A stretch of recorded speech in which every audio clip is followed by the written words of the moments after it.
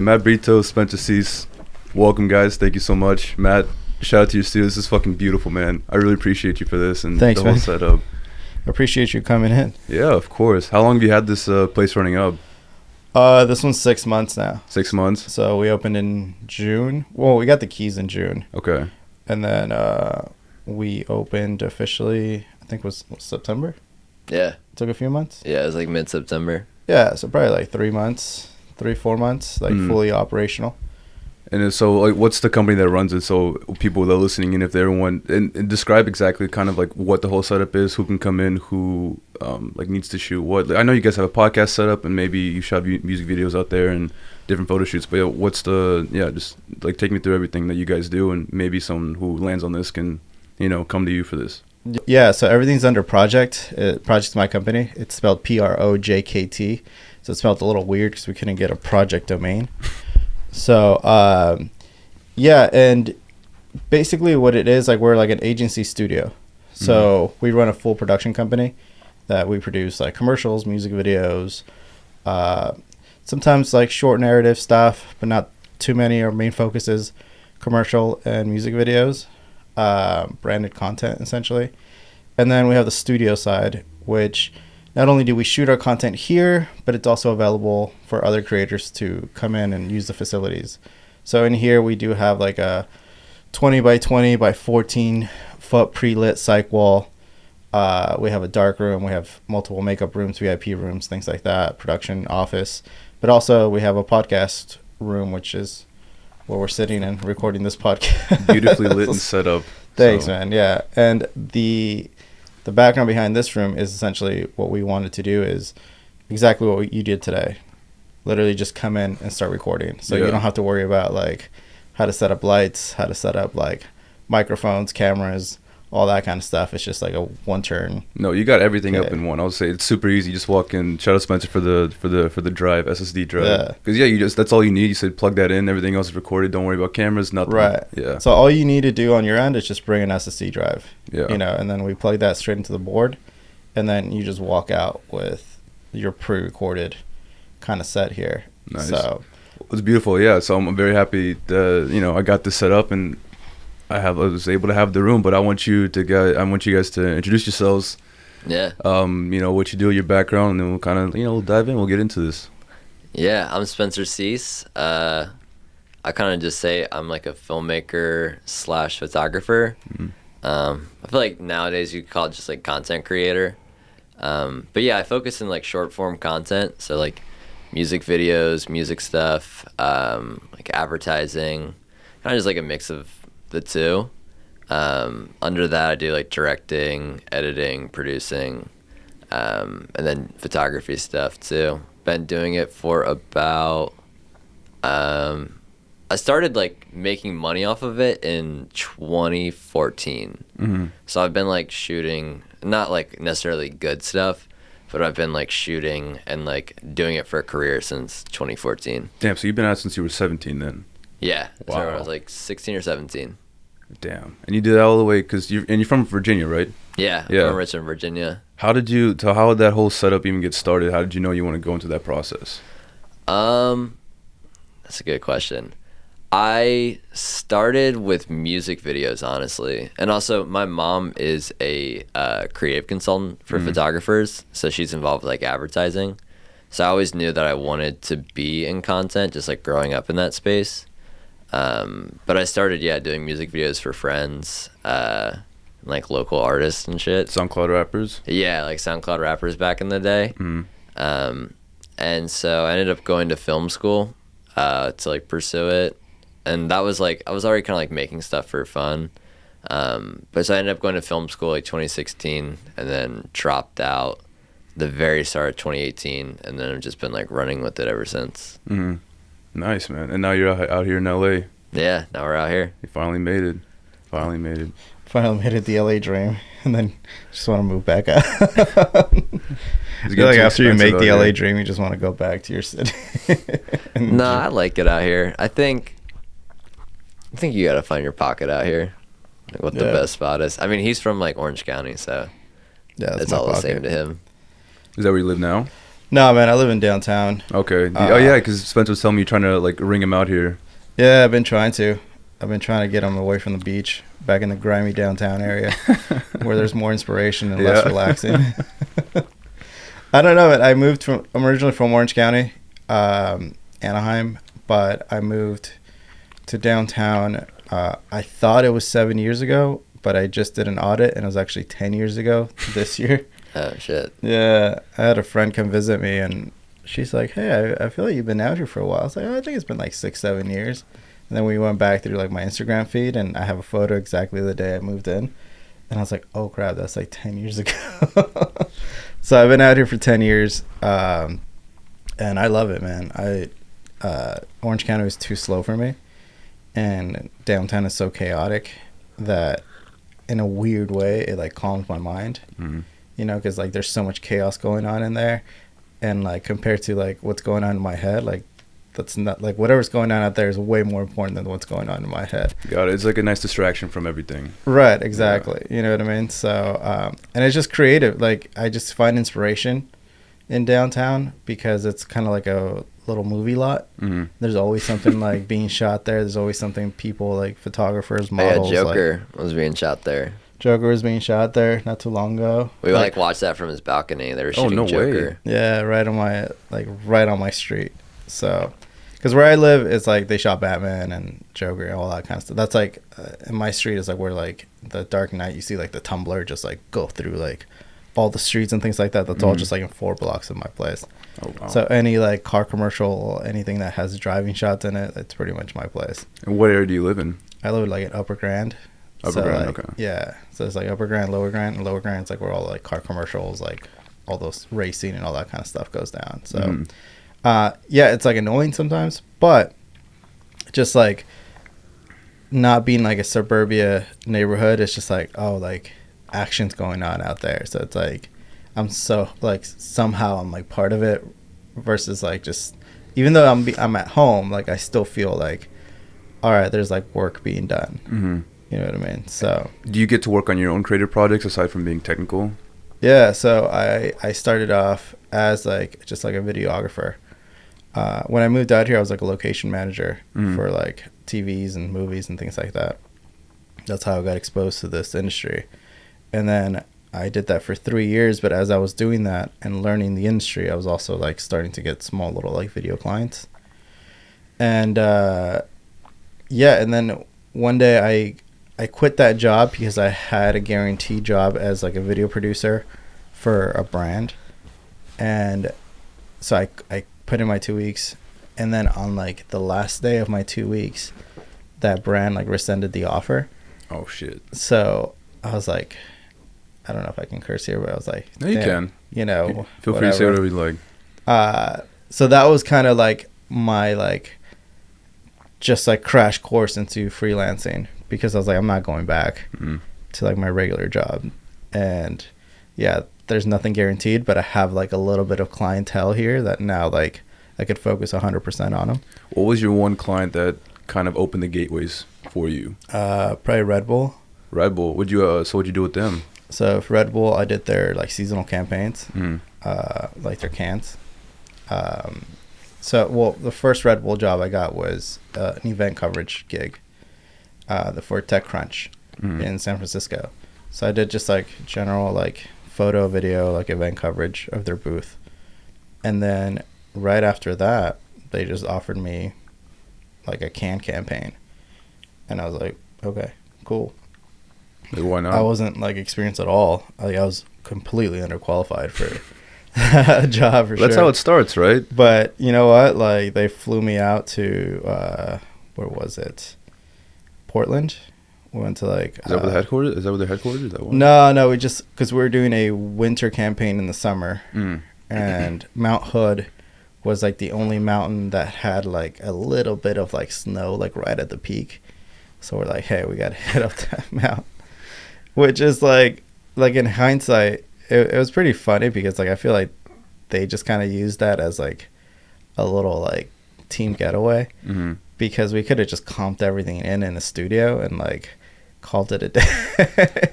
But there's just something about just going on, and it's funny because it's like it's a can about this big, right? So like you don't like, you have to go in tight on the can. Yeah. It's not like So you you're don't just need- doing like super wide of like Yeah, you don't need the like shots. like all of the background. You just need right. the can and the I snow. need like probably. this right here and snow, right? But that was actually like a really fun experience because it was like my first like paid like travel gig, right? So it was like, oh damn, like everything's comped, like that's kind of weird. Like you kind of felt like you needed to like pay for things, you know. But it was cool because we stayed at the Timberline Lodge, which is where the exterior of The Shining, you know, that's that lodge that they use for.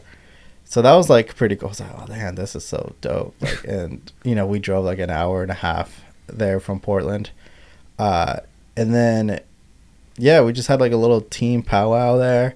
And then in the morning we're like, okay, we're like gonna hike the mountain because we're going all the way to the peak because that's the only place that it has like snow.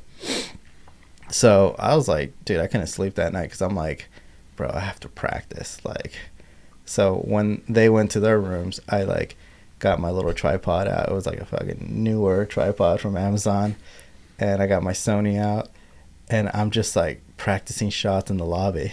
I'm just like, I need to get this can right. So all the practice that because I didn't know what I was getting myself into. I didn't know like we're like hiking a goddamn mountain. You know what I mean? I was with like, all your gear and whatnot, right? Right, and I didn't really break. One thing that kind of stuck with me was that like I just brought my backpack with my tripod. Yeah. Right. I didn't bring any lights or anything like that. And one of the Red Bull people were like, "Oh, that's so cool! Like that you travel light. Like most of our photographers usually bring a crap ton of gear." I was like, "Yeah, man, I shoot differently." I was like, "I got this," not knowing that I'm like, "Damn, I should have brought some lighting." Like, I just brought like a little like reflector bounce, you know, like the cheap one that you just like. I'm like, yeah, I'll just be cool. Like the foldable one. Right. Exactly. Because up until that point, I've only shot like natural light models. I didn't shoot anything with like strobes or anything like that, you know. But I feel like also sometimes people like bring more stuff than they need just to like have it there and look like they have stuff. Like when people will show up with like just a mirrorless camera and it's like in a cage, it's like fully caged out and like has all the things. Sometimes it's just like I feel like people like associating gear with like talent. Well, that's on the client side. I feel like a lot of it is about optics, right? And it's about justifying your budget and convincing your client you are the right person for the job. And the right person for the job to an untrained eye usually is like, oh, they have a fancy ass camera and they have a crap ton of gear. So it's like I'm justifying my budget and I'm justifying hiring this person by the amount of stuff that they actually brought. Because some of the dopest people, though, I feel like have like the least stuff.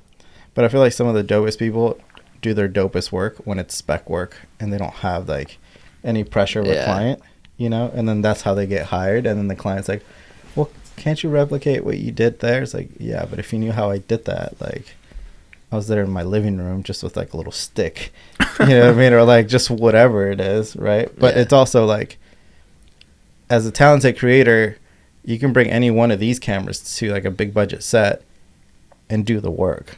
Yeah. But it doesn't look professional. You know? I think there's like with gear, I think there's like a layer. It's like I feel like you need enough to like execute what, because budget definitely matters and like what you use definitely matters. But I think there's like a layer to where like you need to meet in the middle where like you haven't like you have what you need, but you're not like relying on it entirely. Yeah. Because there's a lot of people that I feel like they just rely so much on the gear and like what they're bringing and what they have that they're not like focused on like the actual like creativity. They're just like purely focused on like the gear. And I it's easy to tell those like gear shooters versus like the actual creative like shooters. Let me ask you this in terms of like giving a portion of it. So I know when it comes to, you know, is creativity, then you need the technical side, the editing, and your gear.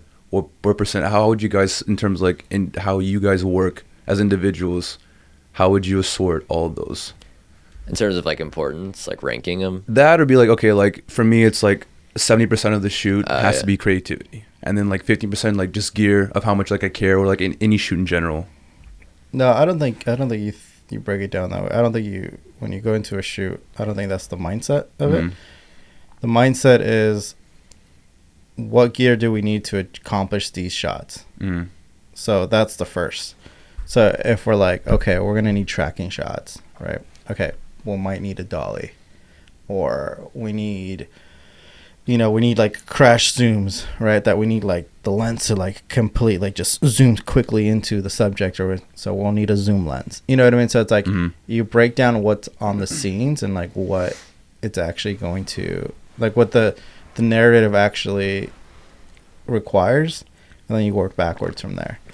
And then after that if you fall within budget and you have a little bit more budget left, you might be like, all right, what's nice to have? Like, what light have I been wanting to like try out? Or like, you get what I mean? So like anything like great, like we're like, okay, we have the essentials to achieve everything we need. Now we do have a little budget left over. All right, let's try the new sky panel that we wanted to try. But it all enhances the narrative. It's not just like, hey, let's get a jib and there's no jib shots. You know what I mean? It's like something that's like, usually it's like lighting. It's like bringing unnecessary stuff. Like, why would you? Yeah, it's just like adding more to your load when it's not even needed there in the first place. Right. It depends the size of your crew too. Because if it's like a small crew, you don't want to like overly bring gear, because then you have to unpack that and you have to pack that at the end of the night. And that's all time taken away from your actual like shooting hours. Yeah, with like crew too, it's also kind of like a balancing act between like, you need enough people to like, obviously you need enough people to get it done, but to me, I feel like the thing is you don't want too many people, because sometimes if there's just too many people for something that's like easy, it just becomes like a mess, because it's just like all these people standing around, like, and then with the chain of commands and everything, I feel like it just gets like, it gets weird. I feel like some of the best crew sizes are like 10 people usually. Well, it depends what you're doing. If you're doing like a big Nike spot, like you wouldn't have 10 people. No, that is like a big thing, but I think sometimes you'll see like the small shoots and there'll be like 20 people on these like small shoots, and then it becomes so many people. Like if it's a small photo shoot and there's 15 people and 6 of 7 of them are just like agency client that are just in the motorhome. Yeah. So now you like had to lease a motorhome for the day just so they can have air conditioning seats and computer desks. You know what I mean? So is that what you're talking about? Yeah, like I feel like agency side, but also sometimes like if you have like too many grips or too many people on like the grip side, then you have like 10 dudes that are just like standing around. Define what grips means. Grip is like, I feel like Matt, you want to give the definition? Okay. A grip is like someone that, I don't want to say they like move stands, but they're in charge with like, because I'm trying to describe grip without using the word grip, because I'm going back to, they work the grip and electric department, which is basically like stands, setting up lights, setting up grip things. Is anything that requires like a build or like anything that requires like stands, speed rails, anything that requires the build, not the build of the set, meaning like not like art department, but the build that the build that's required for like your lighting, for like your camera position, for anything that like requires a build. That's what a grip is for. Right? So like if I want to put up like a butterfly bounce, which is like this like kind of like square contraption here with like a silk, which is the silk is just like a diffusion cloth, you know? So a grip would like put that together. You know what I mean? So they're just helping hands on set, essentially. When it comes to like anything that requires like a stand or requires anything that requires like a build, that's like a grip. Like helping hands would be more like a PA. A PA will fill the holes, you know, production assistant of like anything else that's needed. But they're not allowed to actually like move stands around, things like that. That's what grips are for. You know. Well, also a good example of like the space thing was like we did a shoot in a like a jewelry store downtown, and it was just such a tight space, and then having like that many people there. Oh, were you on that with me? Yeah. Jeez, I forgot about that. Having that many people in like a tight little space, it just becomes like really challenging. Like I did a shoot too in like downtown New York near like Chelsea, and I was like the AD on that. So basically the AD like runs the day and like runs scheduling. they do a lot of like what people think the director does, where it's like scheduling, that kind of thing. AD is like assistant director. Assistant director, Yeah, so they're like the logistics side. Yeah, so then there's the first AD and then there's the second AD, right? Second AD will usually keep you on schedule, meaning like it keeps everybody on set. Like, hey guys, we got to run. Like, we got to get this scene done. Like, it's almost like a human wrangler that's also wrangling talent together, everybody to be on set. It's the most stressful job for sure. Yeah, second AD sucks. Being a second AD sucks. And then a first AD is like you're bringing up the chain of command. So the first AD, anything that the second AD is not taking care of, the first AD is usually, or like any escalating issues go to the first AD. Mm-hmm. Once it has to go up to the director, that's like the director's like your last point of contact, because he has to be focusing on storyline, talent, like making sure everything's in sequence. So like you don't really want to bother your director with set problems. That's what your ADs are there for. Yeah, because they got to focus on the vision of the project itself versus whatever fires are happening outside. Right. Yeah. Exactly. Just keep it focused. That's true. Okay, so that's like the totem pole chain of command, essentially, from bottom up. Yeah. Second. Well, then I mean, it branches out too, right? Then you have like your line producers, your set producer, all that kind of But stuff. it kind of like funnels up, right? Right. Yeah. But as far as like directors chain of command, it follows up with like your second AD, first AD, your director itself. Sometimes they'll have like a second AD. Like, they'll have like different kind of like, depending on how big the set is. Mm-hmm. But usually, yes, like you always escalate your problems to like a bigger chain of command if these things are not getting done.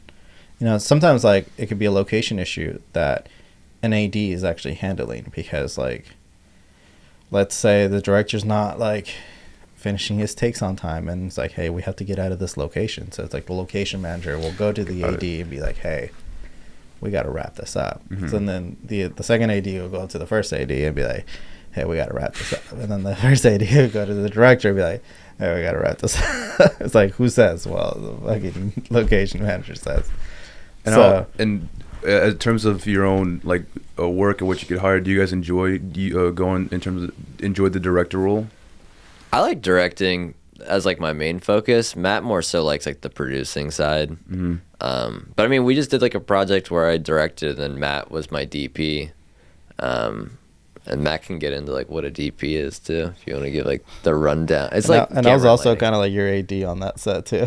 Yeah, so there's always like shared roles with stuff when you need it. Yeah, I mean, I'm slowly moving into this more producer role as of like a few years ago. Started with like a big show that we did, and I really enjoyed that experience. Not for like that reason, but for some different reasons.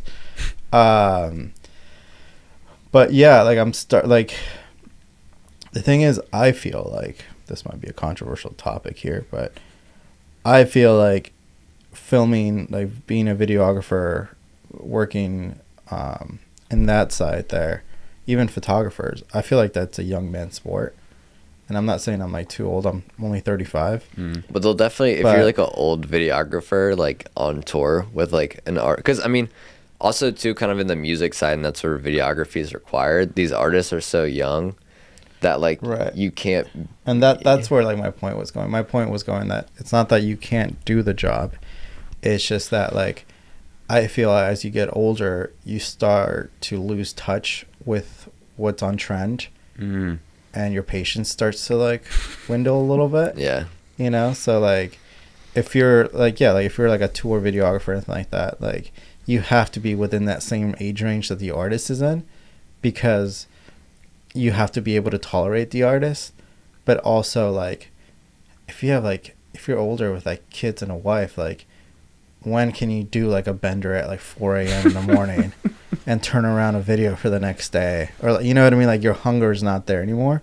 So I feel like there's always like a natural progression. So it's like you either like stay a videographer and then you lose out of like the cool cycle, and then you start doing like weddings, and then you start doing like, you know what I mean, like more school things, and become a teacher or like whatever, right? Or you could be like, okay, I know what that entails and I can see myself falling out of it. Let's evolve, because my experience is valuable and what I have to say is valuable. So let's evolve to maybe directing or maybe producing. or maybe DPing, which is director of photography. You know what I mean? But like being just like a sole videographer and like doing gigs for restaurants or like whatever, it's not a sustainable career to sustain you for like not a better future, but like a sustainable future, because you can't just like go from like gig to gig to gig to gig. You know what I mean? You have to like at a point start creating your own gigs. Yeah, and it's kind of weird too, because I feel like as a videographer, people look at you like you're just kind of like a tripod. Like people kind of just look at you like you're just there, like you're just there to turn on the camera. Yeah, you're just there. You're the only one on set that knows how to turn on the camera. So in a way, like I have no respect for what you guys do. I feel like there's just videography is fun, but I think so most of the creativity with it comes into like more of the editing. A lot of like just general videography stuff is and not always, like I have videography gigs that I love, so I never want to like say anything negative about it, but a lot of times your purpose in being there is just to capture, and you're not necessarily doing anything like super creative in like how you capture it. You're just there to like provide like coverage basically of that thing. So I mean, for me, that's why I started doing directing when I was like younger, like on like a lower level for sure. I just like music videos and stuff. And then I was doing like some videography stuff, but I think now I definitely have been really focused mainly just on like directing and producing. So I think the amount of videography I do now is probably like 20% of my gigs, 15 to 20. And I think that's too, I just like work with the people that I like can tolerate now, because it is exhausting, because you're just seen as like a human tripod, and like people want people just want you to cover everything, and it just gets exhausting like dealing with the different things that come with it. So I think, and also when you're like doing directing and producing, I feel like you have a lot more of a separation in your life between it, if you know what I mean. Because I feel like if you're like, especially if you're like on tour, you're always around, you always have to film. With like directing and producing, you can kind of go away, be in your space, and come back to these things. I feel like it's the opposite, because I feel like if you're a videographer that's on tour or like you're constantly in it, I feel like you feel more involved within you feel less involved, because you're just capturing what everybody else's work is. Yeah. Whether it's the lighting technician, whether it's the venue, whether it's like the artist itself, all that. You're just capturing somebody else's work. I feel like when you're producing, directing, that's your work. You know? But I feel like you're more in with, control of that. Yeah, I think too though with like events and stuff, it's especially out here, like people just hit you up like on the fly so much as a videographer. Whereas like if you're the director, you can set your dates that you're doing something. A videographer, you more so have to work around other people's schedule, and like, you know what I mean? Right, and that's the point. Like that's why I say you're less important. Like you're more connected. I mean, you're less connected to that because you had nothing to do with that project. You're just there to like capture that moment. Yeah. Rather than like if you're directing and producing, your last like month and a half or whatever, your life has been that project. Yeah. So you actually feel more invested, and you feel like, oh, I get what you're saying. Yeah, you get what I mean. Like you can't just like go home and disconnect from it, because you're like, oh shit, like we have X, Y, and Z that we still have to do tomorrow. Yeah. Versus like a video, like if you just get hired to cover an event, it's like I can give two shits about this event. Like no offense, but like I just go do the job, either edit the footage or just hand off the footage, and you're done. That's it. And one thing I think on with my life. One thing that's really interesting too with like doing the videography stuff, I think you see some very weird eclectic like avenues of life, because you could be doing an event for like I know there's a videography company I used to work for like when I was in Richmond. So this is like 6 or 7 years ago, and they did like a video like after Trump got elected for like this women's Christian organization that was like supporting Trump in like DC. And then like, so you'll go to that, so you'll like meet people like that.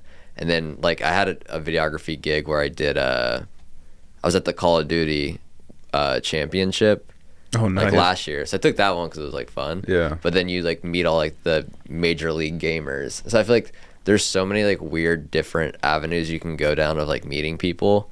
And I think that's like one of the things that's really cool, because it really does allow you to be like a fly on the wall and like go to somewhere you probably would never go, which I think is cool. What's been the most unique experience you guys have dealt with or either worked on? Oh, I gotta think of that. I can probably think of some crazy stuff. Matt, do you have anything off the top of your head? I'm just trying to say like what I can say and what I can't. Yeah, same. I can definitely say stuff, but I'm like thinking about like what is like a good safe story. What's like you said like what's the most unique? I guess in terms of kind of falling back of what Spencer was saying on Call of Duty stuff, like you kind of go in, you're like, this is a unique experience that I've never, probably like I didn't think was an interesting thing to begin with, or like wasn't even an event like, oh well, people do this, you know, like you go in, you're just like pleasantly surprised, like you gave a gig, you're like, well, I don't normally do this, but I'm down, and then when you go in, you're like, oh holy shit, what did I just get myself into? I have one. This is a wild story. We were at so like I don't know if this is the craziest, but it's the most recent, and it's like a funny story. So 2 weeks ago, or 3 or 2 weeks ago, I was in Arizona. Just don't name the brand. Don't name the brand? Don't name the brand. Can I name the artist still? I was with the artist. I wouldn't open yourself up to just make up an artist. Yeah. Well, so I was with the artist. They're great artists. I like working with them. I'm his legal team here. Them and their team are really cool. Shout out to them. So we were there for an event in a college at Phoenix. I won't name which college in Phoenix, but you can name the college. It's fine. We were at ASU, and nice. then we were doing a concert event. We were doing a concert event for them, and there was an after party that the artist had booked, and it was at a gay club in Arizona, in Phoenix, and she was performing at a tighty whitey twerk off at a gay club. Hell yeah, dude. And so it's like, it's not something I would normally go to, but it like was that their like 6th annual one? Hell yeah. I went to the 3rd and 4th, but I missed the last two. They gave him a shirt, actually. Right. Yeah.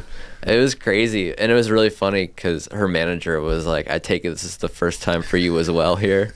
And we're both just standing there, and I'm like filming, and then like they were going one guy got in trouble because he was doing he took it too far. He was doing some lewd stuff on stage. He got kicked out.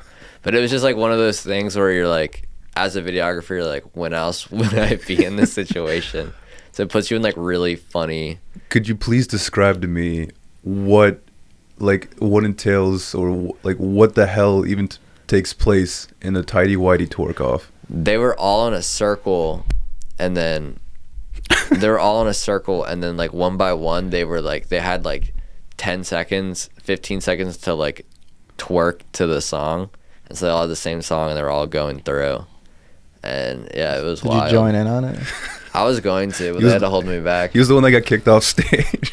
Yeah, I was the one that got kicked off. Bro. What would be your song? My song would be what would you twerk to? Major Lazer. I knew it was gonna be some hipster ass song. Well, following that up, Matt, do you have any stories?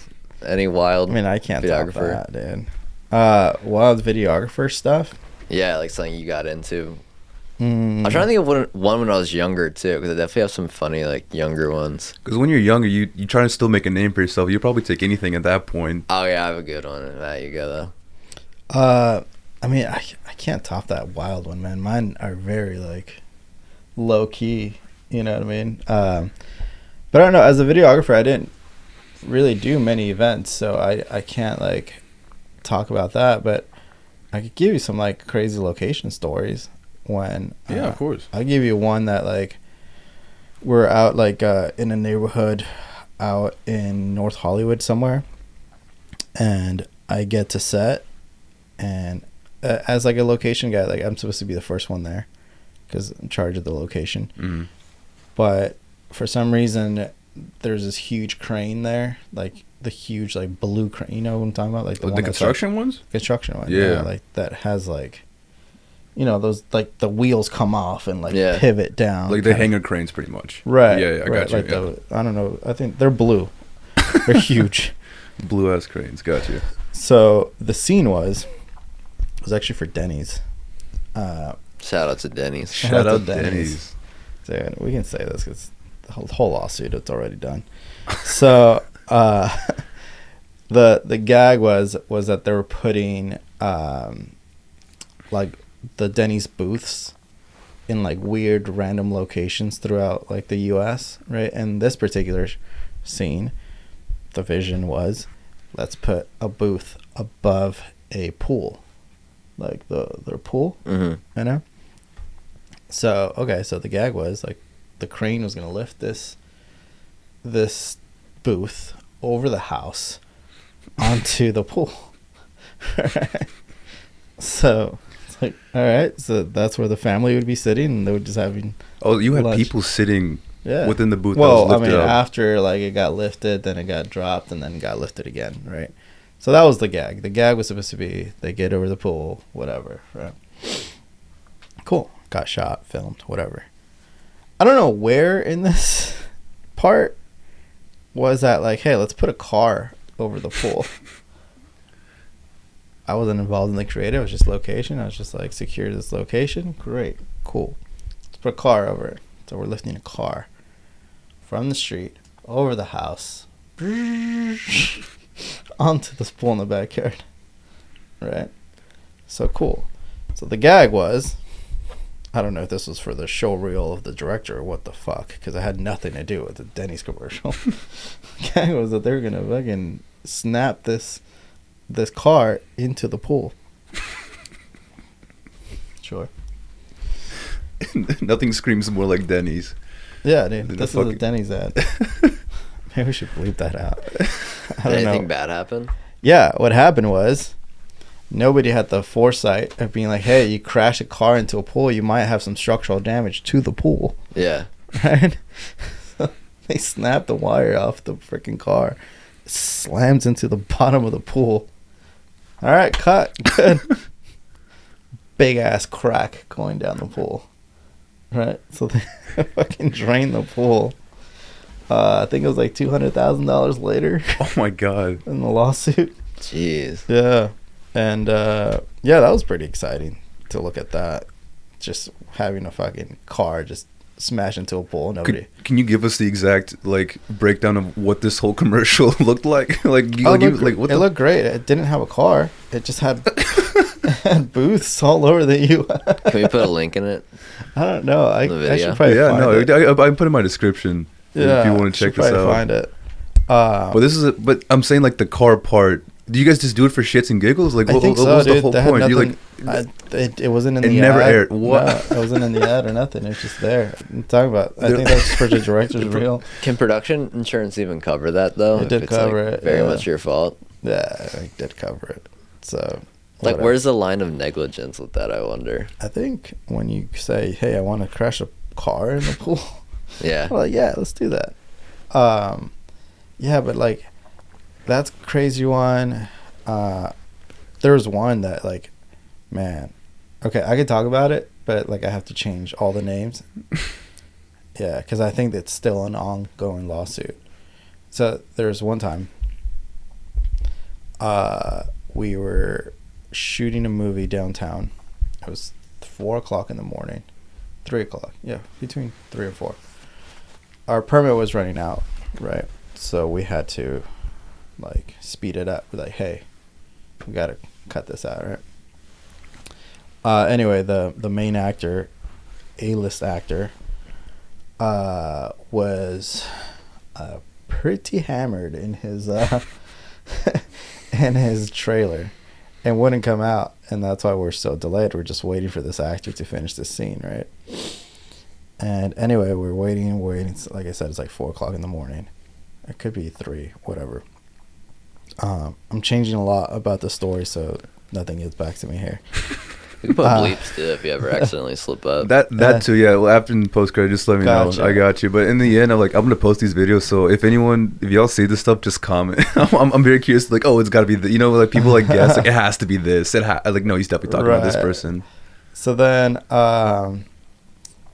so anyway, so then the location manager on that set was like, hey, it's like we gotta wrap this up. like, screaming at the ADs, directors, all that stuff. And then finally the actor makes his way down and does his scene, and we only had enough time for like one take or so, whatever it was, and we're like, hey, we gotta cut this. So then the actor was like, who the fuck is telling me to like cut my scene? So I came down to the location manager. So here's this A-list actor going with this location manager, like 3-4 o'clock in the morning. They're going at it on the street, and all of a sudden this A-list actor just starts wailing on this location manager. Wait, can you tell us after who it is? Yeah, I'll tell you after. Yeah, straight up fucking punching in front of everybody, like the whole everybody. crew. Yeah, oh my fucking god! Just yelling and shit. They got to get separated, all that kind of stuff. And then that movie paused.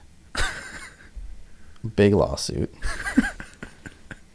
That movie came out 3 years later, under the rug, like during COVID. Oh, wow. Like it was supposed to be a big feature. It was supposed to be like this big feature. Yeah. Because they probably didn't want to draw any attention to the right. Yeah. And then wow. Yeah. So then, and then this actor was like battled in a lot of like lawsuits at this time and things like that. So they just released the movie kind of like 2-3 theaters, straight to streaming, and that's it. Yeah. So I was there on set for that. That was pretty wild.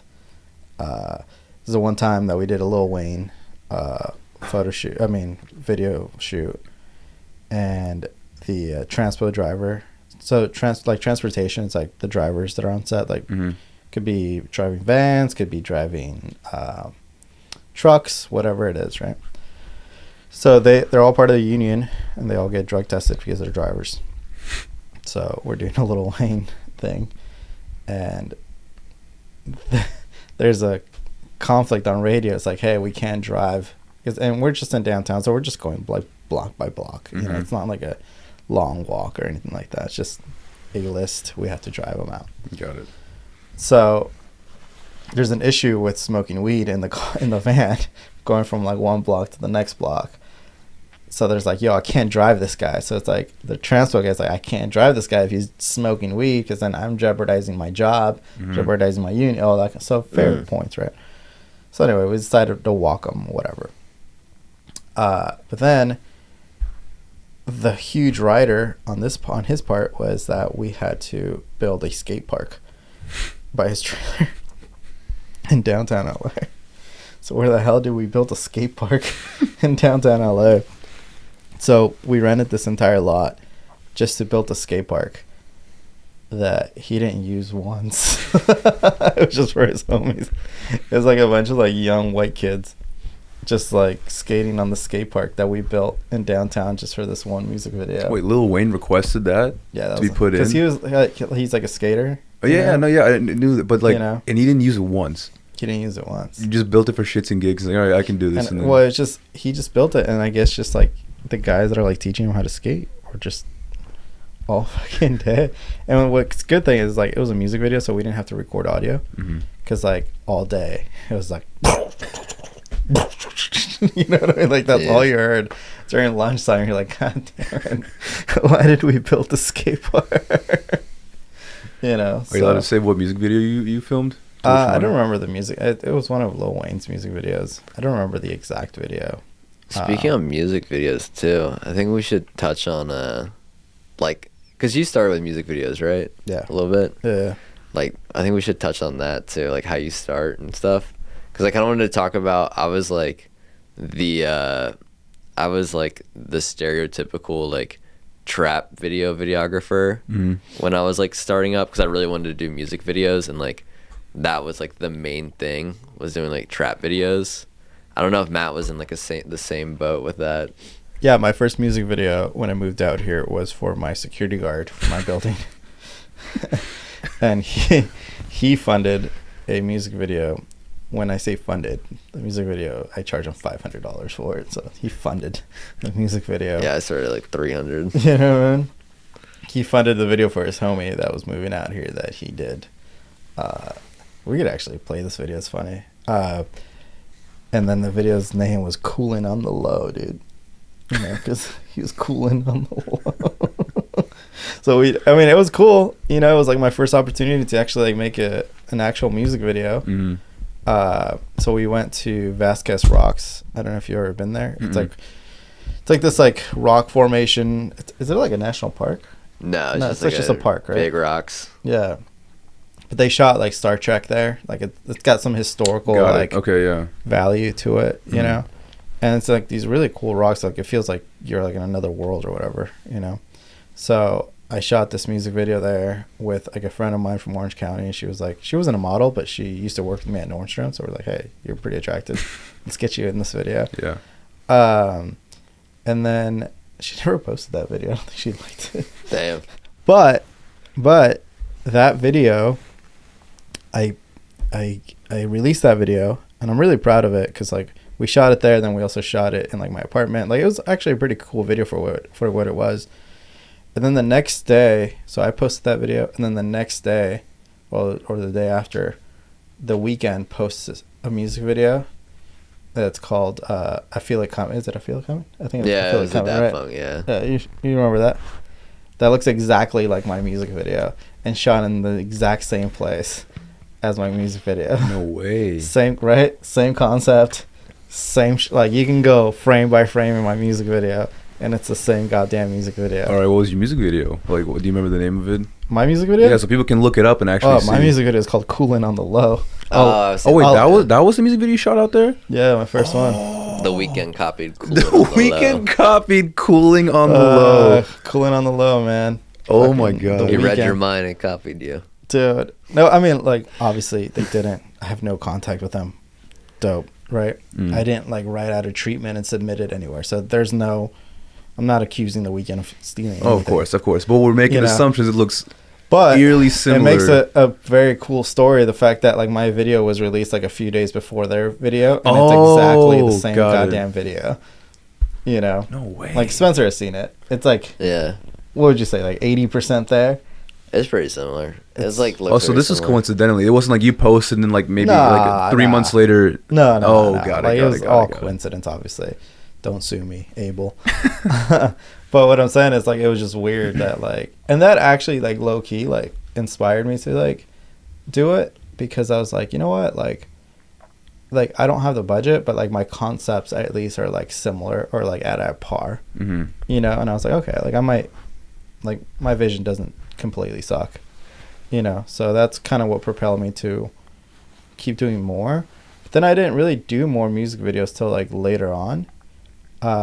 Just because I didn't have a network of like, usually if you want to like break out into music videos, mostly like rappers or, you know, just like lower tier artists. But for me, like that was never really like my scene. So I never like, I just went with like what was paying me. Cause like, at that point, right. Like I was like, okay, like I don't have a job anymore. I'm freelancing. Like what's paying me? It wasn't like, oh, like what's my vision? It was like more like, all right, what's the next paycheck coming from? Yeah, I remember like, I think one of them cause back growing up in Virginia, like you really want to like, I really wanted to pursue making music videos and I really wanted to pursue like doing it. But like the only avenue I really had was like just taking like what was given to me. And I remember like one thing I did was, there was like an artist from my hometown that he was like, let's go to Atlanta. And I have a song with this artist that was like big, like it was big at the time for me because it was like I was like 20 years old. I was 20 or 19. I was like 19, so I'm like still in college. So it's this artist that's like featured on songs that's like kind of big. So like me and my friend like, all right, we're just gonna drive to Atlanta like in January to go film this, which is like 9 hours from where I'm from. So like I remember we got down there. And then we're just like standing around waiting to like shoot this. And he's like, oh, my friend's like bailing or whatever. So we drove all the way just to do this because it was like the only opportunities like we had. And then I remember he's like, can you film this other thing? And then so I go to the park and then I get there. It was like Clayton County, Georgia. I remember I got there and there was like 20 or 30 like dudes just with like AR-15s, like bloods with like masks and stuff. Like out in the park, and it's like me and my friend are like these little two like skinny little white boys like filming, and we're just like but it was like that's like what we had to do because that was like the only opportunities we had. So like I've had like a ton of experiences like that where people just like growing up, not now, like I don't do that shit now, but like growing up I remember like the trap video scenes, just like people pointing guns at your face and shit, like people just like to get it on camera, just like and you were like yeah. Yeah, and Safety literally on. like they just pulled up at this park and there were like 20 of them just out in Georgia, like in the public park, just like standing around with like AR-15s, like casually. It was insane. And I remember like just being worried that like something was gonna pop. Like I'm not like scared of like the people I'm filming, but like I'm worried that like cops are gonna come and be like, hey, you can't do that here. Like you know what I'm saying? Like just getting caught up and stuff. Mm-hmm.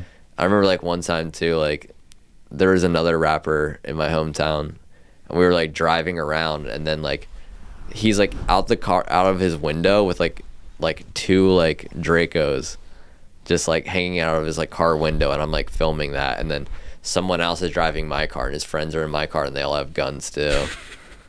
That's some Virginia like southern stuff. Yeah, Spencer does some wild shit, man. I don't know how Spencer does it sometimes, but he just like calmly like he's like, yeah, I just like pulled up to a park, 20 dudes, but like gang affiliated, you know. We could drop the link too for the Yeah, video. hell yeah, just send me everything, man. Yeah, Yeah. I love to see this stuff. And I think that's why I got like a little sussed out. well, I don't know, that's why I mean I obviously didn't want to do that forever, but that's like just like what I had to do to like get started. Yeah, to get by, to get your name out there. And it's funny now because like I think about the stuff that like got me started, and it was like doing these like trap videos, and then I think about like what I'm doing now, and a lot of it's like corporate commercial like advertising stuff. So I mean, yeah, if you stick with anything long enough, you can make it work for sure. well, I think it's at the end of the day, it's like what you want to do, right? Like we had to do that for money, right? Because like we weren't working like a 9-to-5 job or anything like that. So it wasn't like Yeah, you can't really pick when you're that right. when you're starting out. You can't really pick. You just have to say yes to things. Mhm. Yeah, unless like you have like a cushion of like savings and things like that, you're like, okay, I could be like a little bit more particular, or you could just do a bunch of spec work on your own that just has like a very singular vision, and it's like, oh, that's your style, and people like hire you for your style, and then you can kind of branch off like that in a very like young, like catapult way, kind of like any artist would, right? Like any like singer, song, like whatever, you know, it takes one hit to kind of like have your singular vision. Brings me up to my next point. I want to say, what was your guys' like one hit that made you break away to kind of gain the level of success you guys have now?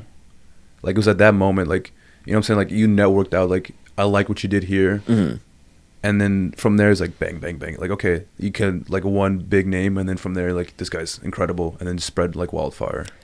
I think there's definitely like experiences that can help you, but I think one of the things that like I had to change my mentality about like when I was younger is that like I always thought there was gonna be like one thing that really like put me to the next level, but I think that like what it ultimately is it's like a collection of like experiences and like things that happen. Because I was always like, I would do something, like I would shoot a video that was like, you kind of hit that next milestone, like shooting a video with like a $50K budget, and like you expect that to like take you to the next thing. But I think ultimately what it is it's like it's repetition of like doing things and like small things. Like I feel like the change is always so gradual that's hard to really see. I think a lot of stuff is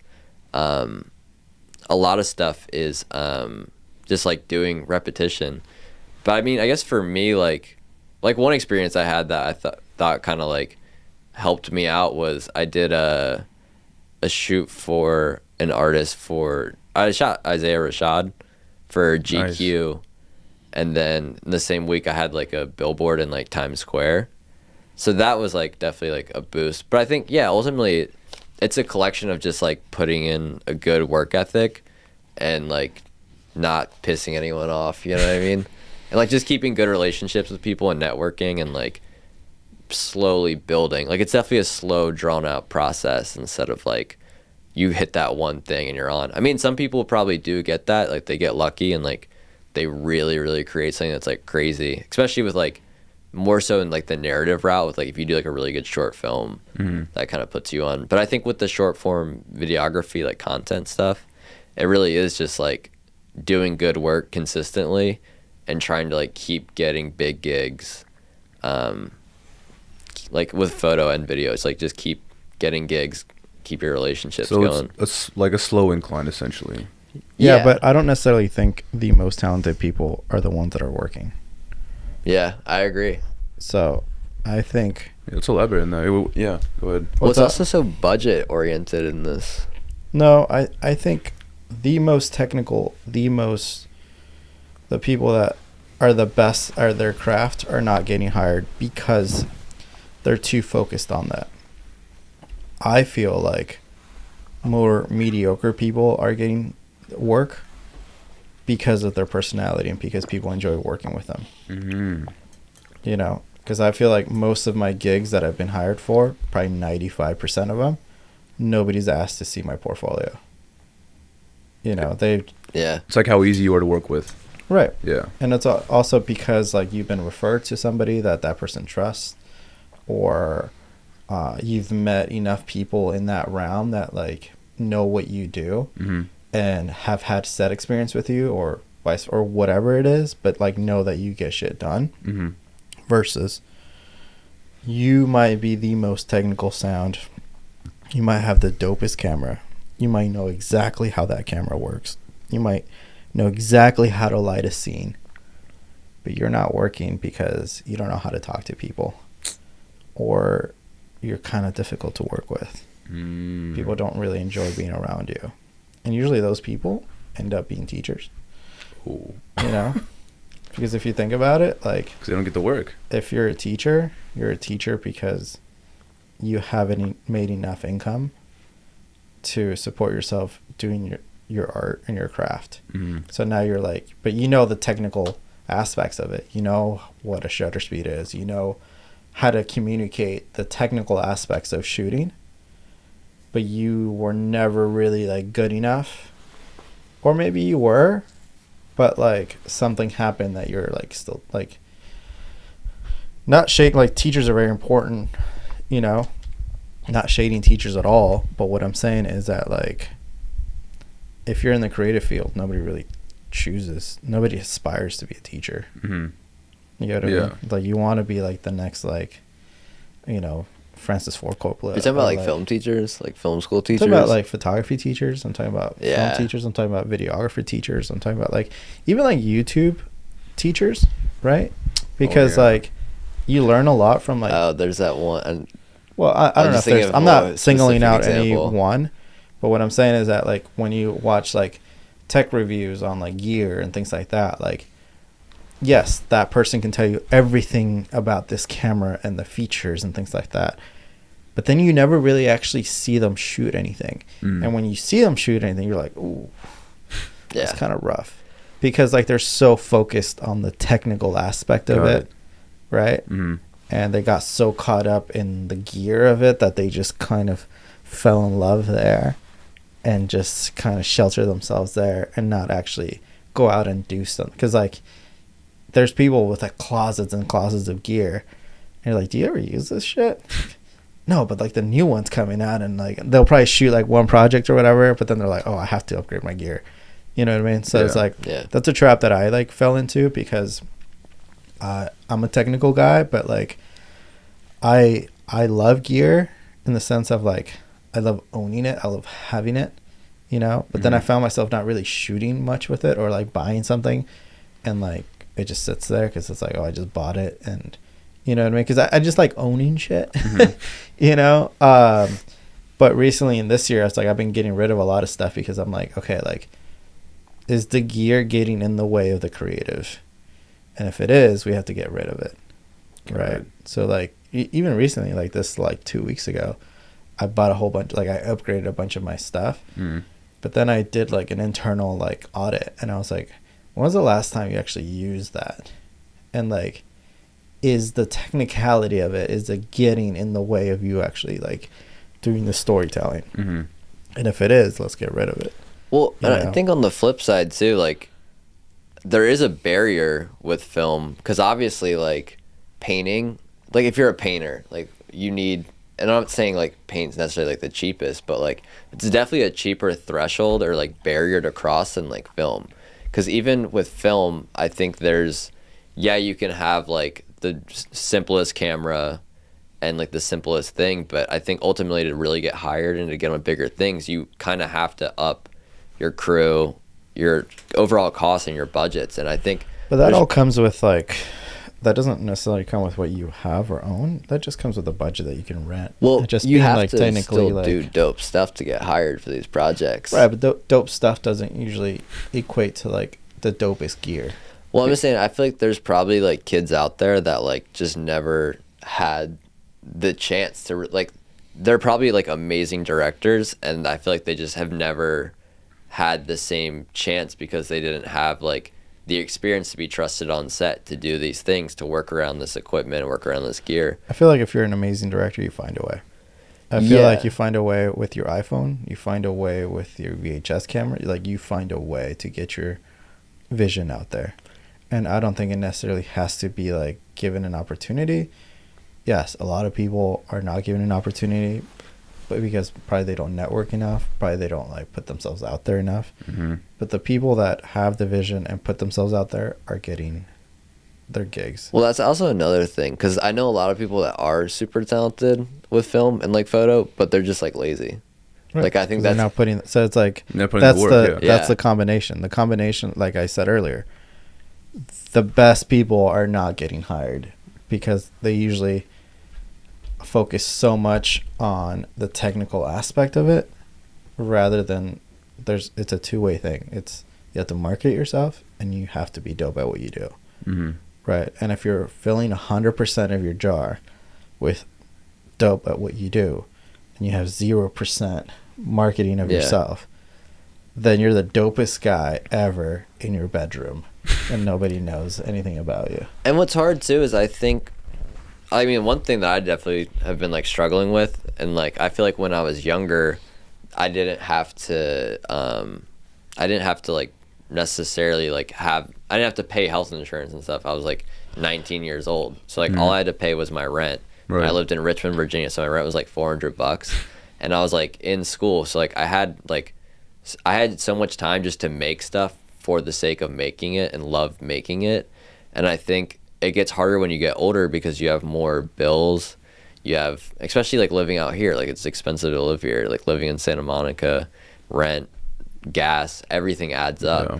So it gets hard because like you kind of get taken away from the really creative stuff because like there are like things I want to do that like just would take up so much time and money, but it becomes hard because you kind of have to pursue these other things that are going to pay the bills.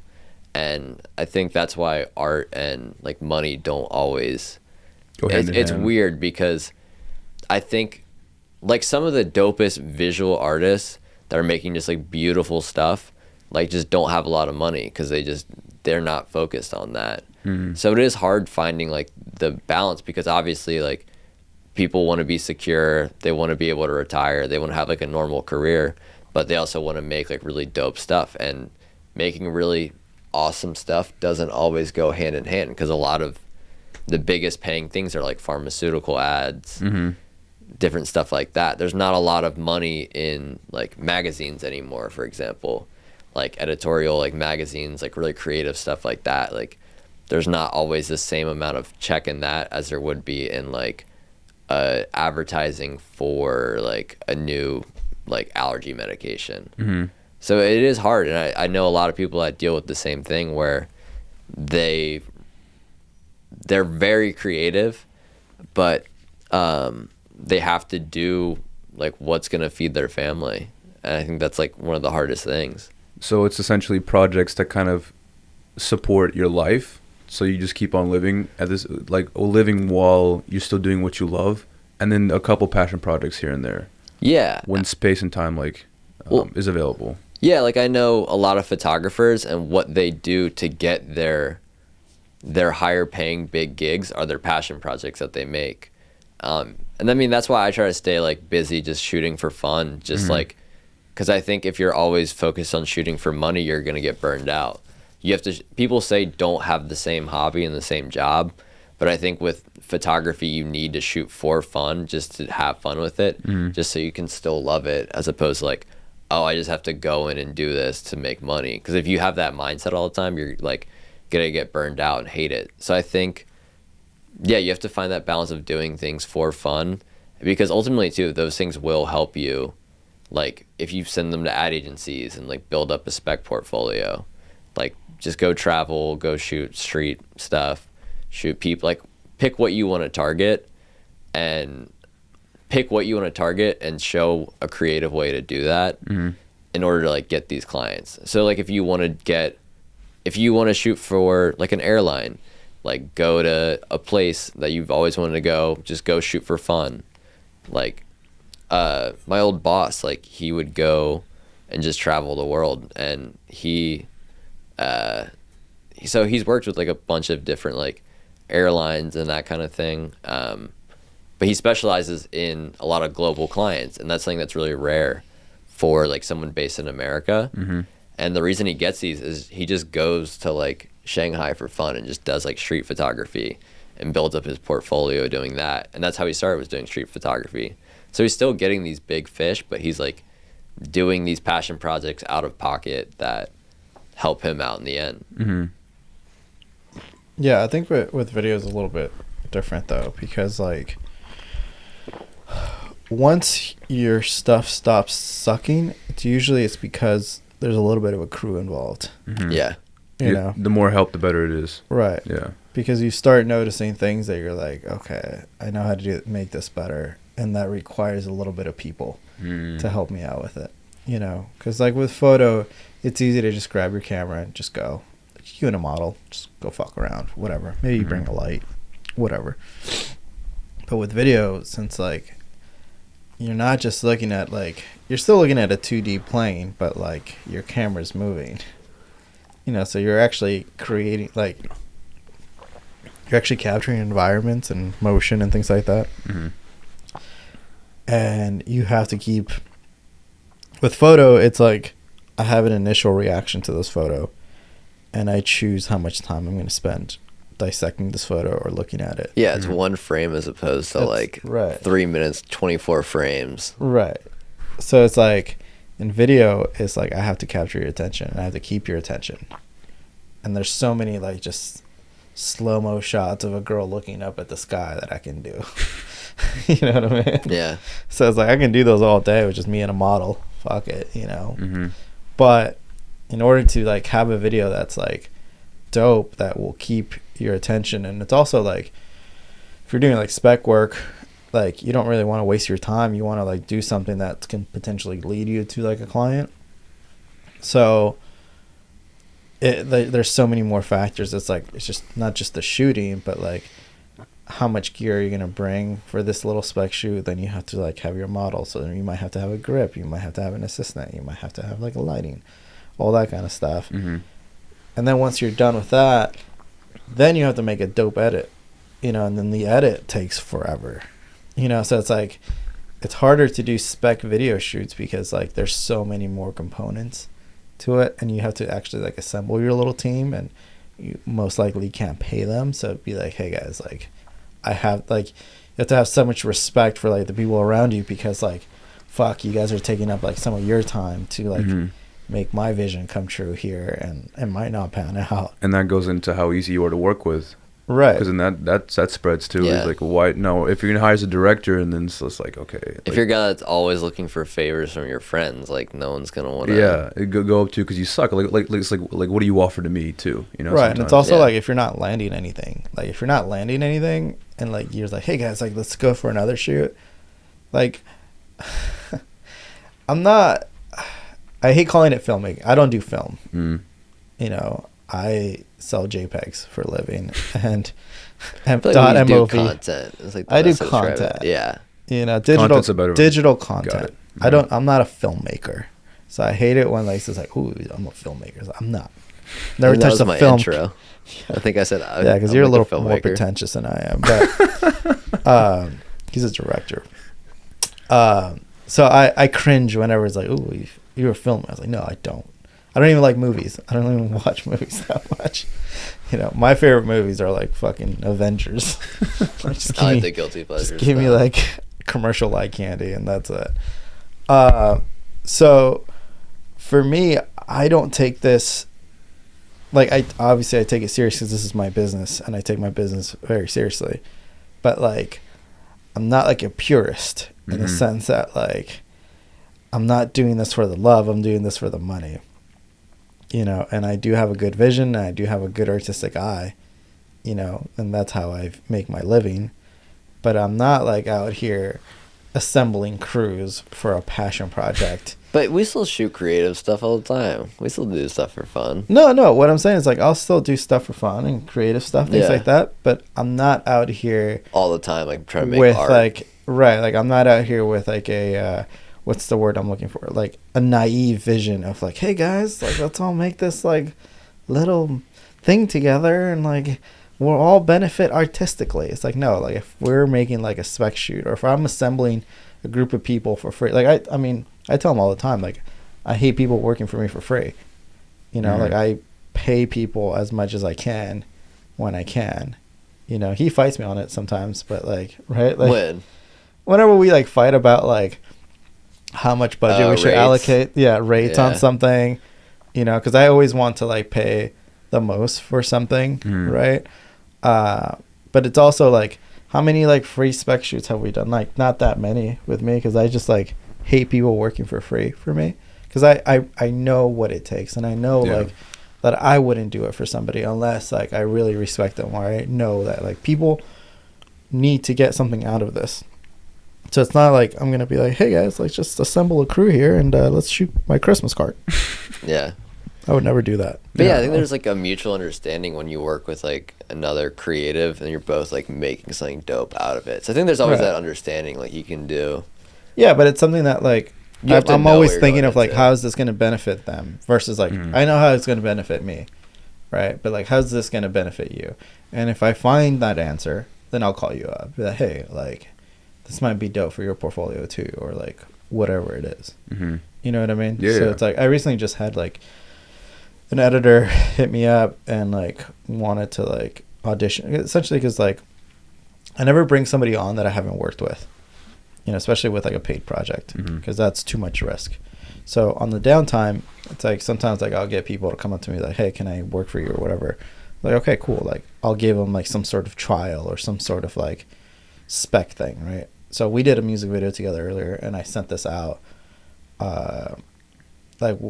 This person came up to me and was like, hey, can I do something for you? He does like post-production stuff. I was like, well, I got this music video that we just did that we weren't too happy with the color. Take it away. And I can't pay you because like the project is wrapped, but if you want to color it, you can put it on your portfolio. So like, how does this benefit you? It's like, well, you're building your post-production services. Yep. Might have a dope music video that you could put on there. Yep.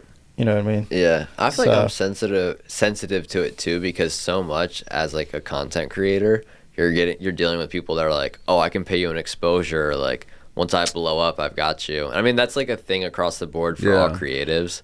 But like, I think when you are coming up and you're like 19 and there's people like telling you that they can like put you on, or they'll put you on like once something happens, you like just get burnt out of it. And I think that's why you have to like know how you felt in those situations and then not pass the same thing on to younger people, right? And try to like break that curse. Yeah. Here's a nugget you can clip out. Your value is set initially. So whatever your value is initially, that's always going to be your value. So meaning, there we go. I was gonna say, explain. If I do something for free for you, right, and you're paying me an exposure, and you're like, hey, you got me next time, the next time is going to be free. And the time after that, it's going to be free. Yeah. Because when I do have the budget to like pay somebody, I'm going to pay somebody doper. Because they have, even though you might be able to execute that vision, that person that's like, oh no, I charge 10K. All of a sudden you're like, oh, he's worth 10K. You get what I mean? Instead of you being free, like, no, this is my rate. This is it's like, oh no, we've leveled up. We can't level up with you because you're free. Got it. You know what I mean? It says like this guy here is the next level, and if we're trying to level up, that's the guy. And that's the You're no longer trap that with guy. like these clients that are trying to pay you with exposure, is because like you'll do that for free, and then they'll be like, I got you on the next one. They're not gonna have you on the next one, because then you've set yourself up as the free guy, Right. and it's So, just a never-ending what's thing. beneficial for you on that is that yes, you might get pieces for your portfolio, but if you already have those pieces in your portfolio, then there's no longer a benefit for you. Your benefit there was you got that piece of work. But You you know? can start for free. So what you're saying, like in terms of getting a little exposure, like start doing something to build your portfolio. Yeah. And then once you have that, now you can set your rate and then slowly go For a from different there. person. For a different person, right? Not the So, same guy. right. So you're it's not a like- free guy to that person, but now like, hey, this is my rate now. Yeah. So you can start doing free work. There's nothing wrong with it, right? Because you need those pieces. You need the set design essentially. mhm. And the set design, what I mean is that like you need maybe a rapper, or you need an artist, or you need like maybe a chef or whatever. The art design is that you're getting free art design. You're getting like access to a kitchen. You're getting access to a chef. You're getting access to a pizza or whatever the hell it is. That's what you're getting. You know what I mean? Like that's your value. Like that's what you're receiving in exchange. You're receiving access to this set that you could actually film, that it's not your bedroom. Mhm. Right? So that's the benefit. Now, once you have enough of those and you're like, hey, what I want to do is culinary videos. Okay, cool. Like I've done like 3 or 4. That's enough for me to show what I can do. So now it's like those chefs that you did for free, they're never going to want to pay you whatever rate, because it's like, I already got it. Like, Yeah. I know what you can do and it's dope, whatever. But it's also like, I already got the value out of you, because like that video has already went out. It already did its thing. I don't need another one, Mhm. you know? So maybe that doesn't happen 100% of the time. Sometimes, yes, sure. But it's never like the rate that you want. Like that would make you, like, give you a living, essentially. So now, whenever people go, oh, how do you like ask for a raise in rate with your existing clients? You don't. You just eat it. You just find new clients. Got Yeah. it. You know what I mean? Because now, like, Wow. Okay, I got you now. Yeah. do you get what I mean? Yeah. It's hard to come back and be like, I've changed my rates. Right. Because it's hard as like a business owner to justify a higher rate if, one, my sales are not, like, for instance, if I'm launching a product and I hired you as my video guy or photo guy or whatever, right? And you tell me your rate, whatever. Let's just say it's $1,000, Mhm. right, for the day or whatever. And my product, okay, we launched. Oh, you shoot the product, you shoot the video, cool for my product, great. I launch my product. My product tanks or doesn't do that much, right? And then you're like, okay, cool, like, let's do another one, right? Cool, we'll do another one. But now the client is like looking to, not someone to fire, but like it's looking for like, okay, whose fault is this? Because I think my product is dope. Mhm. So the first thing is like you go to marketing. It's like the marketing did not like run enough ads or whatever. Okay, cool, we ran enough ads. But is this piece of content actually converting customers? And if it's not, then it's like hard to get like repeated business. It's like, oh, we did it with that guy, we paid him, whatever, right? Mhm. But then on the flip side, if that content is converting a lot, you know, you're still going to want to get that same rate, because you're like, oh shit, this guy's really good, and I got him at a really discounted rate. Yeah. So now you go, okay, hey, I've like for the next campaign, I've raised my prices, even though it is proven that you got them like return of investment. A lot of clients will just look somewhere else, because they can be like, okay, if now this is his rate, who else can I get that That's might be cheaper. better? Or like if I do have to pay, let's say $1,500 or $2,000, if I do have to pay $2,000 for somebody, do I get somebody better, quote unquote better, Mhm. or do I get somebody else and spend less? because my product is already converting based on like that same video. Mm-hmm. So it's like it's always hard to raise rates on your clients unless your client's very loyal and like understands, and like there's been like a year after year growth and things like that. You're like, okay, you know what, like the company's growing, like you'll grow with us and things like that. Great. But as far as like when you want to get a raise on your next client, you know. Got it. That makes a lot of sense, actually. So like from the very beginning, whatever value set, you can only level up with the more clients you essentially obtain. You can level up as much as you're in demand. If you're not really on demand and you're not really getting hired, maybe you have to adjust your pricing. Maybe you're like, shit, like my pricing might be a little too high for what I bring to the table. You know. So then if you start to get clients, and now like my rate fluctuates based on how busy I am. I mean, I have my base rate and things like that, but my rate goes up if my month is packed, because now it's like I have to make time for it. You don't need it, yeah. It's not, I mean, you know, you always need it, but what I'm saying is that like your stock is more into, I mean, that's how the stock market works, right? Like, yeah. The more in demand, you like higher prices. The more people want this X amount of stock, the higher the price goes up, right? Same as like the least amount of demand you are, your price goes down. Well, it's also taking time away from you, from what else you could, again, like you said, focus on your own like creative passion. But also like it takes priority, right? Like if you're like super busy and this client really wants to work with you, you're like, well, now my time is equal to this because now I have to take away time from these other projects, or like it's always like a rush fee, right? Like it's like, oh, you want to be put in front of the line, like got it. Yeah, dude, like okay, here if you want to be priority, you got to pay priority prices. Right. Different tiers on it. What's good is that like not a lot of your clients talk to each other, right? Unless it was like a direct referral or whatever, and then it'll be like, hey, how much do you charge you or whatever. Then if it's a referral, here's the other piece of advice. If it's a referral, you could increase your prices, but not by that much. So for instance, if I'm working with you and I'm charging you $1,500 for whatever videos we're doing, right? And then you're like, hey, I referred you to my friend. You know, he also does something similar too. Let's say we do fitness videos or whatever. He also does similar things. He's looking for a videographer or whatever. Okay, cool. Referral. So now you have to always assume that you guys already talked about rates, because the fact that like your friend is like taking a meeting with me means that like he already has an expectation in his head of how much you're going to charge him, because you'd be like, hey man, this is how much he charges me. Because if me and Spencer are friends here, like, and we own a gym together and he's looking for a videographer, I'd be like, hey, go to my guy, he charges me X amount. Yeah. So you can't, when you get a referral, you're just going to create, you can't be like, okay, I'm charging him $1,500. You'd be like, well, my rate's $2,500. You're like, well, hold on, because then that puts a sour taste in their mouth, because then you're like, yo, you already have to assume that they talked, obviously, if they're boys or whatever, like, you know. Otherwise, you wouldn't reach out to you like, okay, this fits my budget, so I'm gonna reach out to you. I've seen the work you've done, and I can afford you. Exactly. But now all of a sudden, if you're like doubling it, you're like, oh, hold on, dude.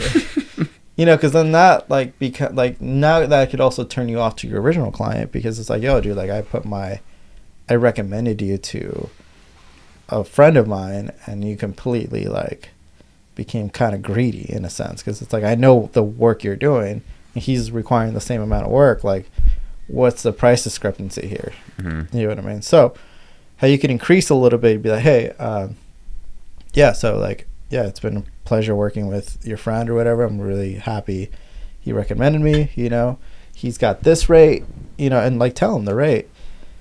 And you could be like, but that was like, he got locked into the rate from 2019, you know, it's 2023 right now, like prices have gone up a little bit, you know. You could be like, hey, I can do it for like 1,800 or 17, you know. You could like, nothing too drastic, essentially, within a reasonable crazy amount. You know, but there's also like a little room to be like, oh man, I really could pay that price that he's paying, like, can you help me out or whatever. And then with that, you can create like some sort of like contract that'd be like, okay, like we can do this for the first 3 months, for 6 months, but then there's a written contract that says like there's an increase at X, you know what I mean? So it's like that way, like you've increased your rate, but also like you didn't lose out on a potential like new referral client, and everybody's kind of happy, because everybody has to expect like, hey, like that price from 3 years ago, it's not the same price as today. But your friend, he's been a loyal customer, like And then that shows loyalty, right? It's like, hey man, look, I'm not gonna increase my pricing on you, you know, for whatever, you know. So it's like, it shows like that you're like a stand-up moral guy, like, but like you also bring value to it. It shows your personality as well, right, within your work too. Exactly. And it's always like, I always tell people, like, you know, when they say like, oh, the customer's not always right. Yes, they're not always right, but like, if they're doing business with you and like they're trying to spend money on you, like, you can't have your ego in there, because it's like, it's somebody's money that they've earned, that they're trying to like pay you to like help them. So it's like, why does this have to be so transactional? Like, we're human beings, and like, there's a moral aspect of it too that goes into it. Yeah. And at the end of the day, you're like, you're paying me to make fun shit. You know, it's always fun. You know, whether it's like a pharmaceutical, whatever it is, it sure as hell beats fucking cleaning oil tankers in the middle of the fucking Pacific Ocean. Well, I think the best point you can really reach, I think the point at your career when you realize you've like successfully made it, is like when you're able to say no. I think the biggest thing is like being able to say no, because I mean, like, when you're younger, you have to say yes to everything, because you have to take all these gigs to make money to level up the chain. So I think when you reach the point when you're older and you can say no to things, is like a really good feeling, because you're not like a slave to these things that you don't want to do, that you're just doing to make money. Like, you can give them your rate, and if they're like, oh no, that's too high, then you can just say no. It's the freedom of being able to do that. And also, like, then you can start taking more gigs that align with your value and how you want to portray yourself. So if you're like, then you can like single into things and be like, oh, I want to focus on just doing fashion. And then you can just say no to anything that's not fashion. So it's like a good stage to where you can just really like align and build your brand. So I think, and that's what I've had someone tell me, that was they're like a jewelry designer, and he was like, I say no to like 90% of things, and that's how he keeps his brand like pure, and like that's how he doesn't ruin his brand image, is he just says no to the things that don't align with him, and he just keeps going with the things that work for him. And now I feel like, you just have to niche down.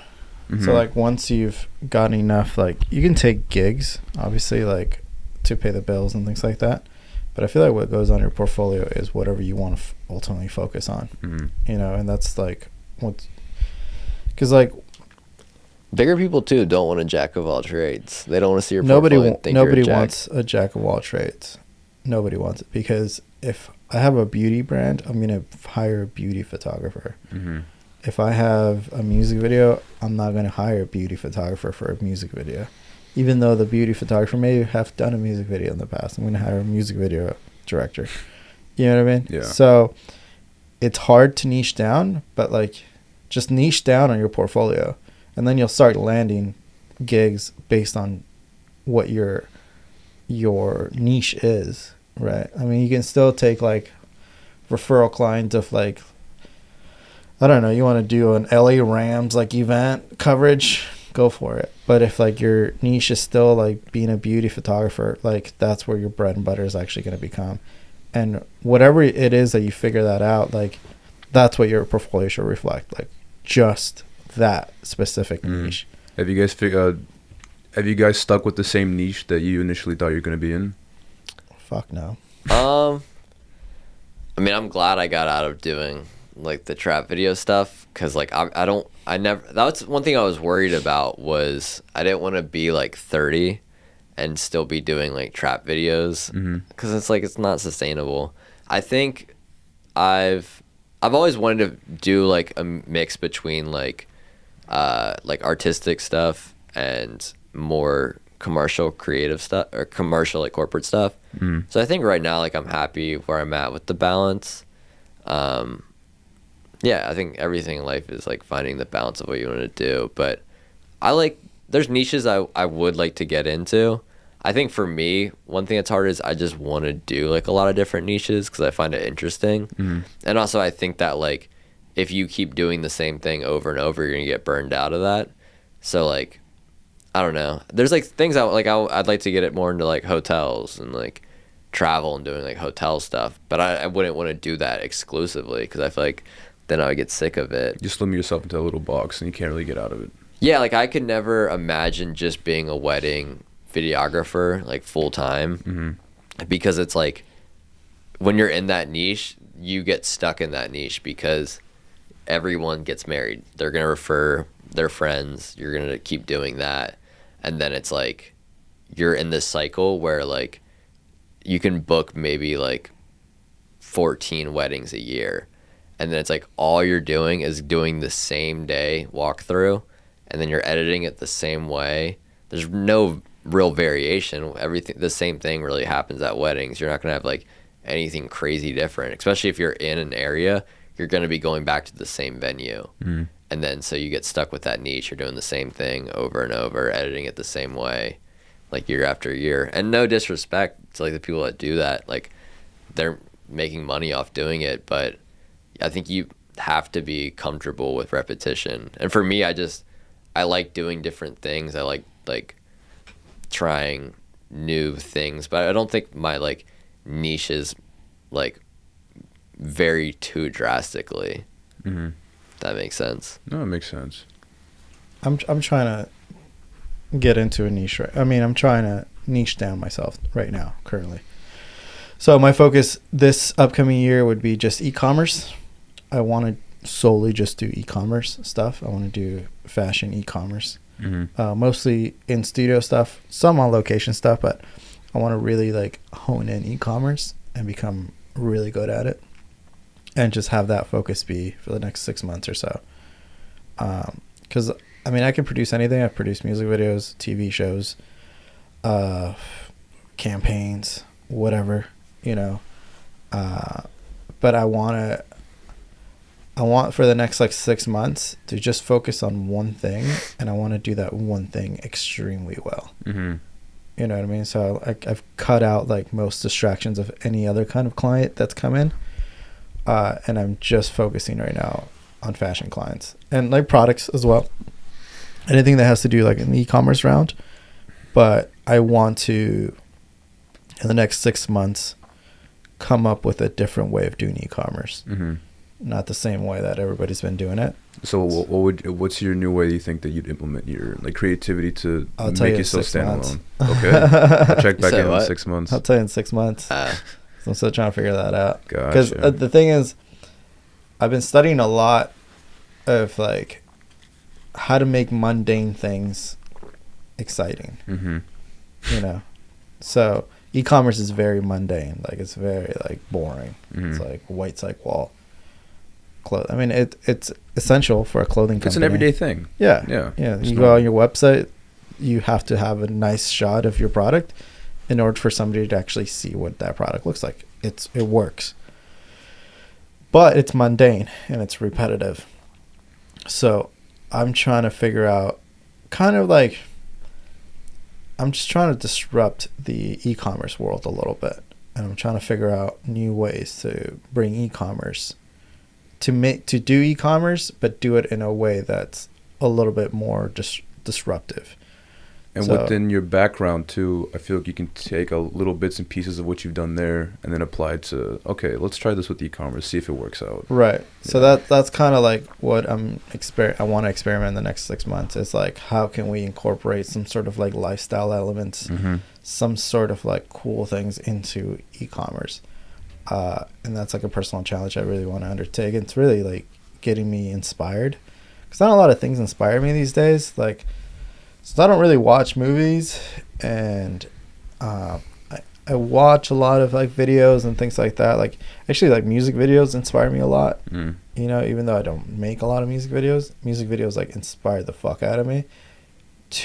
And I incorporate music video elements into like my fashion work and things like that. So I want to be able to see how I can make e-commerce kind of like pop off in that way, like in a cool, disruptive way, kind of like what Uber did to taxis, right? Like food delivery, you know, all that kind of stuff. Like it's disruptive, that's the same way I want You it. just want to make a big impact. Like, damn, whatever this guy's doing, whatever Matt's doing, we got to go. That Yeah, direction. so like under like our company like Project, like I want Project to be one of the leading e-commerce studios, Mhm. but like I want us to have our own style. Like I want us to be like, oh fuck, like when you see an e-commerce shot, you know it's been shot at our place.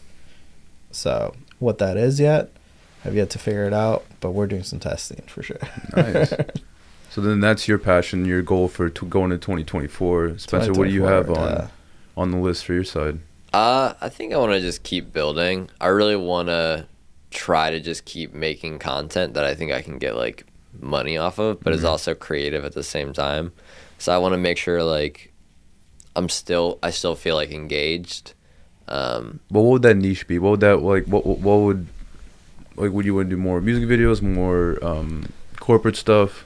I'd like to do more like music videos for sure. Mhm. Like keep going after like bigger clients and bigger budgets. Who'd be your go-to person that you would want to shoot with?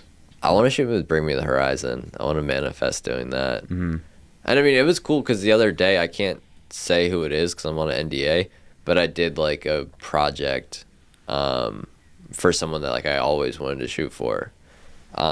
For like, it was like a product shoot with that person I've always wanted to shoot for. Mm-hmm. So that was like a really cool feeling to like close out the year.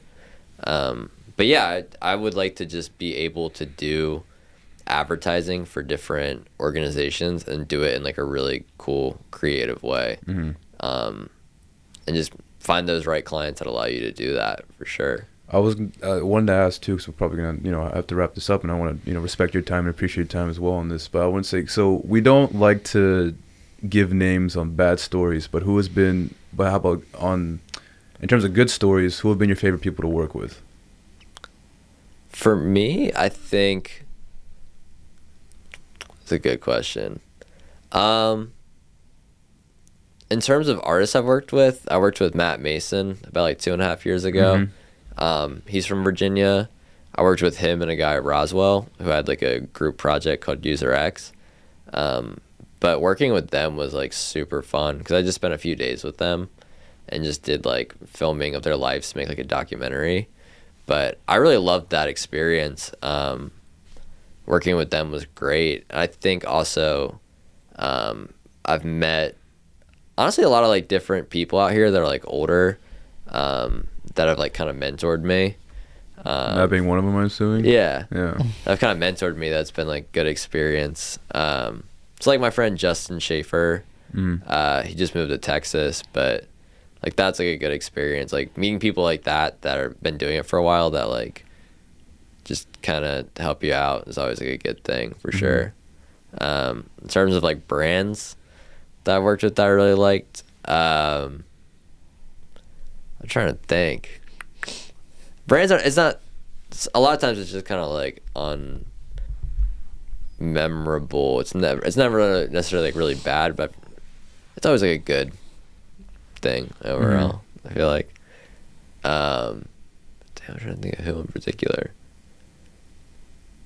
I don't know. Well, also like with music, I worked with Starset, that band, and they're really dope to work with because I wrote them like a crazy treatment that was like really different from like anything they had shot, and they were like down for me to do it and just like let me have full like creative reign with it and just do like something super weird, and they like just respected the vision and still put it out. And I know like their fans on the video drop too was like kind of split over it, and they just like, oh damn, well, because it was like kind of graphic and bloody and had like nudity, and so it was definitely like out there, but they were just still like just fucked with it and like for being different, so that was really cool. Yeah, send me a link to that one too. I really want to. Yeah, I got you. Yeah, Actually, that's linked.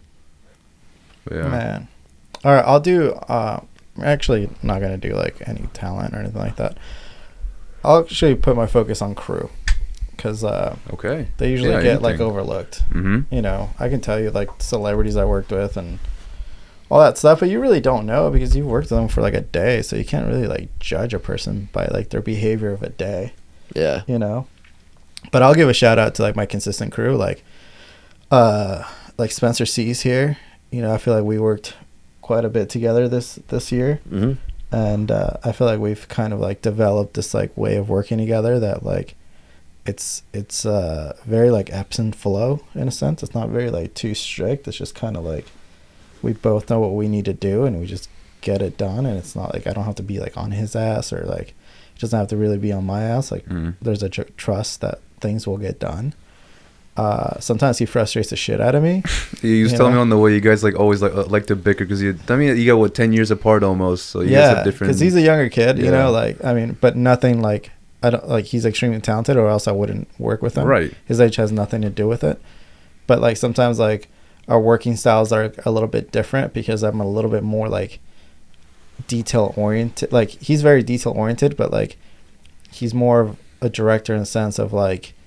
He's got the creative vision and I am more logistical as like there's a creative vision but like this is what it takes to like get it done, you know. And just like our brains complement each other but they work very differently, you know. So sometimes I'll have to text him and be like, hey bro, you're pissing me the fuck off, like do this.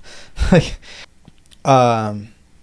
so yeah, I want to shout out crew that I worked with in this past year that have really like become like a foundation of like my go-to people for sure. And Spencer's one of them. Like if there's a music video or anything like directorial stuff, I'll usually bring him on for that, and I'll work as a producer, sometimes DP, you know, because I do like being on set and I do like lighting the shots and things like that, and I do like operating camera.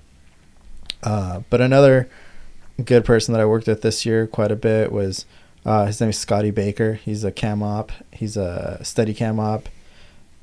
Fucking great. What do you think of Scotty Baker? Yeah, I love that guy. Yeah, I went to Mexico with Scotty Baker. He's like an older head, but like, fuck man, I would trust Scotty Baker with any like fucking steady cam work. Other solid dude that I met last year and has been involved in some of my projects too was Brian Carter, the Beard. He's one of the best gaffers around. If you guys ever want to hire a dope ass gaffer, he's always super busy, so it's hard to book him. But one of the dopest gaffers around for sure. He has a huge beard and he's dope. I can trust that guy with gaffing any single one of my sets. Whenever I do have like some sort of a budget, I bring him on. I try to bring him on if he's not busy, you know. But he's dope. What about Alex? And then I'm coming up. I was like, damn, you just skip Alex? You know, well, I'm going by like video to photo, you know. And then Alex, which is like my best friend here, he runs a studio with me here. He's really come in his own this year for sure, as far as like refining his like style and things like that. Alex Rosa, he's one of the best product photographers out there. Now he's learning how to do film and he's become really good at it. And the way we're starting to work, we started working together years past, and then we both kind of like took off our careers, and then now we're back kind of working together. He runs all the photo stuff here. I run all the video stuff here. And he's someone that I definitely like really put a lot of trust in as far as like when it comes to like photo stuff. That's my go-to guy for all the photo assets. But yeah, that's been like my small little like core crew that I can like trust anything with. And one of our apprentices here at the studio, some guy that I've actually really learned to trust, and I'd actually like I trust him with a lot, and he's still new to this, but he's like learning a lot. Would be like Anthony the Pepper Serrano. Anthony, a little, you know. Like some spice to him. We call him Pepper. What about Fabi? Because his last name is Serrano. It's like a Serrano pepper, so I call him the Pepper. He's one of the guys that I actually would trust my life with too. I've only known him for the last 6 months, and he's been here. But he's going to become a really good photographer as well. That's what his focus is going to be. But as far as like set hands, he's become one of like my most trusted set hands for sure. Fast learner. And then lastly, Fabi is like our 17-year-old brand manager here. He's like in every. He's one of my like not cousins, but like my mom's friends' kids that I've known forever. I've seen this kid grow. He's 17 years old, but damn it, does he have like a good working ethic? He has to come out of his shell a little bit as far as like being shy and things like that. That comes with time. Yeah, that comes with time, and he's going to do a lot of big things, and that's why we put him on a lot of our merch and things like that. You'll see him a lot. He's the guy that's like actually sleeping. Oh yeah, that's the guy you show me on on all your package and stuff like that. Right. Nice. So Okay. shout out to him. He's Cool. become a core very valuable member of our team here. So we have a small team, but like we make shit happen, you know. And I like to work with people that I worked with before, and I like to keep my team very small. So like we know exactly what everybody's roles are. I want to say like the fact like you guys sitting here, they're able to your chemistry is like unmatched. I think from at least what I was able to see, just ping ponging back off and like back and forth with each other. I'm like sitting here, I'm like yo, you guys take the reins. Like I feel like I'm now like a bystander, like like you said, fly on the wall. Too much? No, it was good. Like I'm like it's like you kind of like you make my job look easy in a sense, but like you guys took it over, and I'm just like I'm enjoying everything. Like I'm literally just watching it like from like a TV. I'm like, oh damn, I'm part of this. And then I'm like, okay, I'm gonna interject. I'm gonna ask questions and stuff like that. But I'm like, whoa, like you guys have so much to say, and like so like what you've done just been incredible. So I really appreciate your time on. Man, I appreciate you having us here, man. This was like a last minute thing that Spencer asked me to jump on. Yeah, it was like I booked the studio. Spencer, you dropped me your link, and I did not know you guys were homies like that. I think it was like you've done this before. You just send it to him. Like, all right, cool, yeah, I'll check it out. Yeah. Booked it like early in the day because you guys are busy. And he's like, you want Matt on? I'm like, the guy who owns the studio? He's like, yeah, he's a homie, bro. Like, we can put him on. I'm like, is he down for that? Like, this is a little last minute. He's like, yeah, you're fine. And then I'm like, this is like the best outcome I could possibly ask for. So I really appreciate it. It's just from the bottom of my heart. Yeah, I figure if you're unlocking the studio, jump in the podcast. Yeah, I wasn't even going to be here. I was going to be Anthony, but I was like, all right, if it's your homie, I'll come through. Yeah. So. We're trying to start some podcast stuff here too, right? Hopefully. Yeah, we're just like a little out of pocket around here sometimes. So sometimes we have to like censor ourselves a lot. Yeah. So it's hard to like do a podcast. But we practice a lot of restraint today. Topic number 1: free R. Kelly. Jesus Christ, dude. That's the best we could possibly end. That's not my view. That's his view. Matt's super pro R. Kelly. Although my favorite album of all time is the Red Album. I Believe You Can Fly. Come on, man. He has some hits. No, I'm just kidding, guys. No R. Kelly. Fuck R. Kelly. Fuck that guy. But yeah, I guess we're gonna close it out, or yeah. The closing remarks, like I guess I love having little manifest moments, but I feel like we kind of tackled that down. But because you want going on the e-commerce, kind of like disrupting the e-commerce market, you kind of want to branch out and do more passion-driven projects. I guess kind of use this time to tell people about what you're working on, what you're excited to, like release or keep an eye out, and then whatever you guys feel comfortable with finishing up, whatever feels right to you right now. Yeah, I got a job recently, which is cool.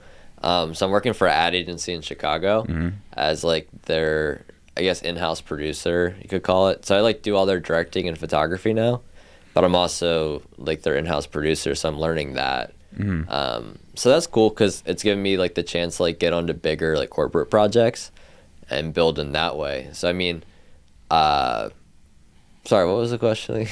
Whatever you feel is right in terms of what you want to close out. What I'm working on. Yeah. So I'm working on that, and then really trying to take like the next. And as I talked to like the guy from the company, he was like.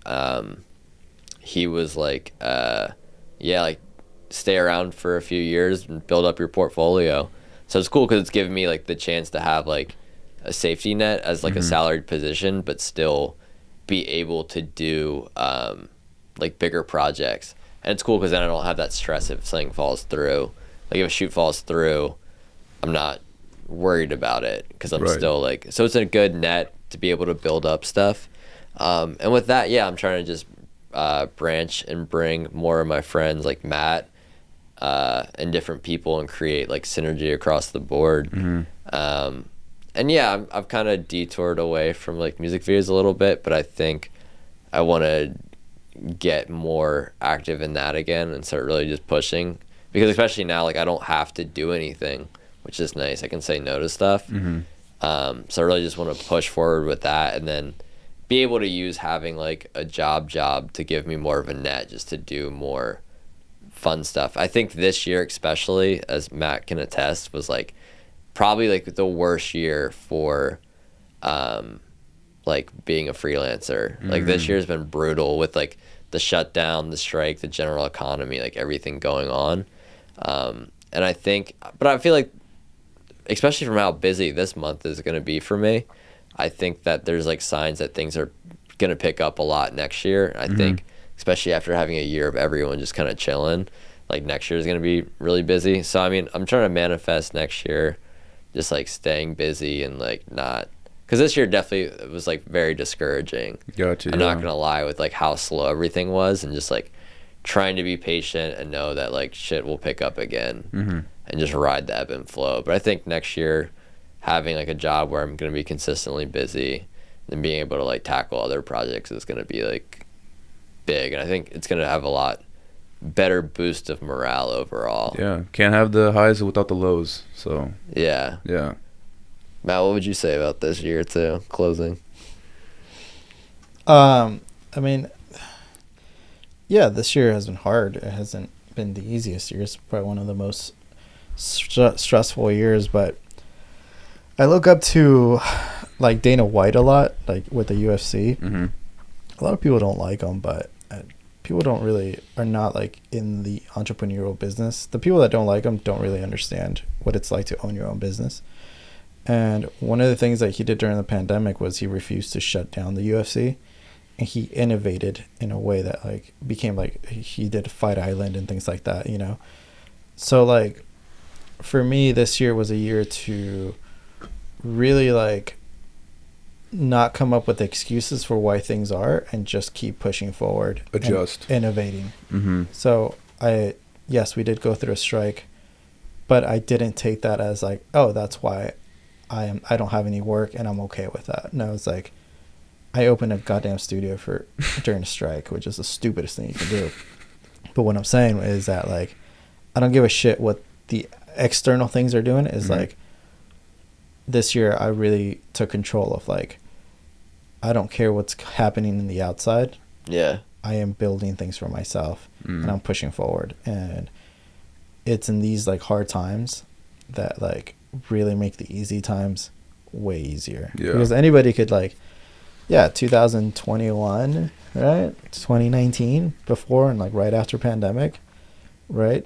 Anybody that was a fucking idiot could have made money. It was so fucking easy to make money, whether it was like, you know, SBA loans or like unemployment checks or like everybody had money because their government was just printing out money like crazy. Now we're seeing the effects of uncontrollable just printing of money, right? So now it's a time to really like that's why I took this year. That's why like I didn't like it. Obviously, it sucked ass financially. Yeah, of course. But I love that it was nice to forced reset. me to like think outside the box and like really push forward and think of new ways of like making money, right? So that's what I'm grateful for this year. It's like I was like, okay, cool. Like let's give you a little test. Like so far, I feel like I've been coasting. I've been lucky enough to like had consistent clients, and this was the year that I was like, oh shit, like all those clients kind of went away. I was like, okay, like, what do we do? And be like, okay, cool. Like, let's do X, Y, and Z and, like, keep pushing. You know? So, this year, I wouldn't say it was a total failure because we've worked on some pretty cool shit this year. Yeah, absolutely. You know? I think, too, it's cool, like, this year really allowed us to make stuff just to make stuff and not have necessarily, like, a reason to have to do it, which was cool because it reminded us that we like to do this, like we have fun doing it, right. And it allowed us to like work on our spec reel, work on our spec. So I think we were still hustling, like even when shit was slow, we were working like every day pretty much. And I think that's the biggest thing is just keep like you going. were able to finally like get around to like making an actual reel. Yeah. Right. Like how many times did I design my website? You know, like so it's like it just like gave us time to like just you know play with things and seeing like what actually worked, and you know we're still playing with things, but like we're well more prepared for when this like onslaught of work that's going to come by, because it is going to come by after January for sure. We're way more prepared than we were before, rather than just like always playing catch up. It was nice to be like, okay, we took a breathing room, okay, yeah, you know, like let's strategize and like let's be more prepared for what's coming. So that's the positive spin you guys took in it. Yeah, you're not making as much money, you're doing as much work, but at the same time you've now have the time to literally sit back and like think, okay, how can we approach this differently? The thing how is, can we prep for 2024? Since I've been doing it I haven't been doing it for too long. My first paid client was in 2018, so like it hasn't been that long. But I've gone through enough seasons, especially even through a pandemic, to know that this is ebbs and flows. Like this goes up and down. My first season or whatever, I was like, holy shit, this is dope. Oh, what the fuck? Right?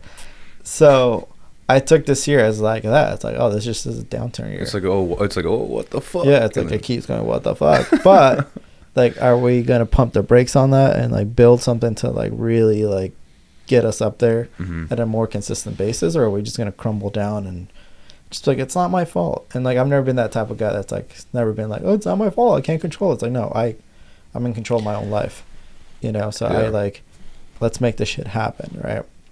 So what's coming up for us as a company for project is we want to focus on this e-commerce thing that we talked about earlier. We want to focus on building community. You know, we want to get more people in here with similar values, and we want to open this place up to be a community driven place. And then with that, we have a few things coming down the pipeline that I can't announce just yet, but like, it's going to be dope. And then the other thing, I have a clothing background. I did retail for 10 years. And that's the next kind of thing that we're working on too, that will align with the e-commerce aspect, is that we do want to launch our own clothing line. You know, it's starting with this one here. It's like our little mechanic shirt. But we want to get into that space as well. We not only want to be a studio, but we want to be kind of like a lifestyle brand. So just for creatives. So yeah, why not? You should test it out, and then again, this is like the passion side of it too. Right. You're like, yep, let's see how this works, and if anything, you just gain experience from it too. Exactly. So dive into it. But Matt, you and Project, wish you guys the best of luck in 2024 and wrapping up this year. Spencer, appreciate you, man.